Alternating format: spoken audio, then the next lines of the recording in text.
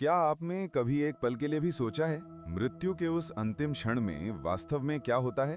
जब सांस रुक चुकी होती है लेकिन चेतना अभी भी धीमी रोशनी की तरह शरीर में जल रही होती है।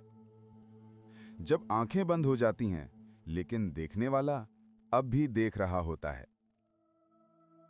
हम सोचते हैं मृत्यु जीवन का अंत है, पर शास्त्र कहते हैं मृत्यु एक नई यात्रा का पहला द्वार है। गरुड़ पुराण, उपनिषद, योग ग्रंथ एक ही बात कहते हैं कि प्राण मृत्यु के क्षण में शरीर से एक खास मार्ग से निकलता है और वही मार्ग तय करता है आत्मा कहां जाएगी।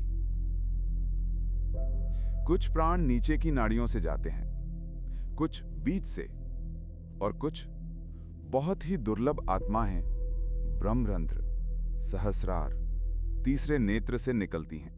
ये वही मार्ग है जिसे शास्त्र कहते हैं मुक्ति का द्वार। ब्रह्मरंध्र कहा जाता है जिस आत्मा का प्राण सहस्रार से निकल जाए वो जन्म मरण के चक्र से हमेशा के लिए मुक्त। वो अब लौटकर कभी देह धारण नहीं करती, अपने वास्तविक घर अनंत शांति, अनंत चैतन्य, अनंत प्रकाश में विलीन हो जाती है। लेकिन प्रश्न ये है, ये तीसरा नेत्र आखिर है क्या?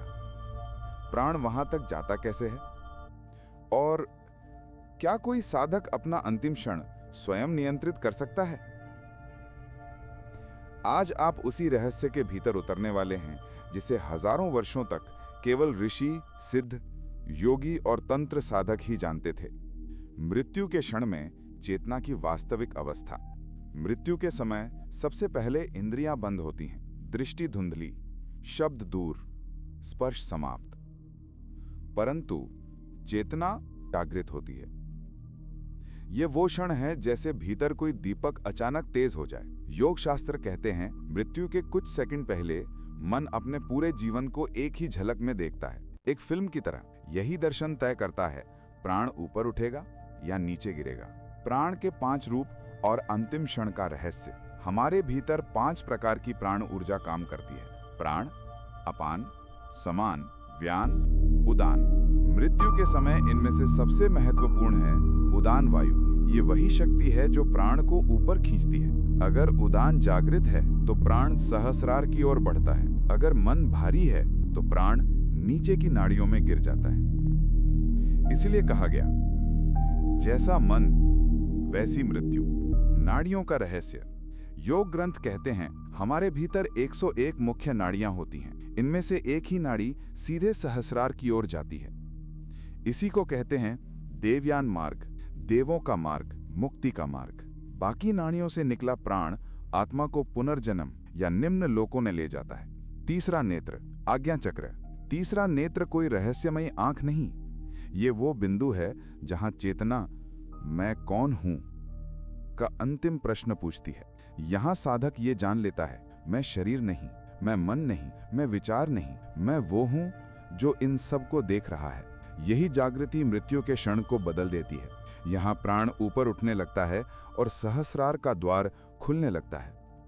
सहस्रार में एक अत्यंत सूक्ष्म छिद्र होता है, ब्रह्मरंध्र। ये वही मार्ग है जिससे योगी स्वेच्छा मृत्यु लेते हैं। जैसे आदि शंकराचार्य, गुरु गोरखनाथ, बुद्ध, महावीर, सब ने देह को पूर्ण जागरूकता में त्यागा। उनके चेहरे पे शांति क्यों थी? क्योंकि वे मृत्यु में जागृत थे। प्राचीन शास्त्र बताते हैं मृत्यु के ठीक 7 सेकंड में 3 चक्र सक्रिय होते हैं। 1. हृदय चक्र, जीवन की अंतिम स्मृति। 2. आज्ञा चक्र, देखने वाले की जागृति। 3. सहस्रार, आत्मा की अंतिम मुक्ति। अगर इन सेकंड्स में साधक जागरूक है तो प्राण धीरे धीरे ऊपर उठता है, और जब यह सहस्रार को छूता है जीवन का अंतिम बंधन टूट जाता है। साधक अपना अंतिम क्षण कैसे बदल सकता है? 1. प्रतिदिन ध्यान, क्योंकि ध्यान प्राण को ऊपर ले जाता है। 2.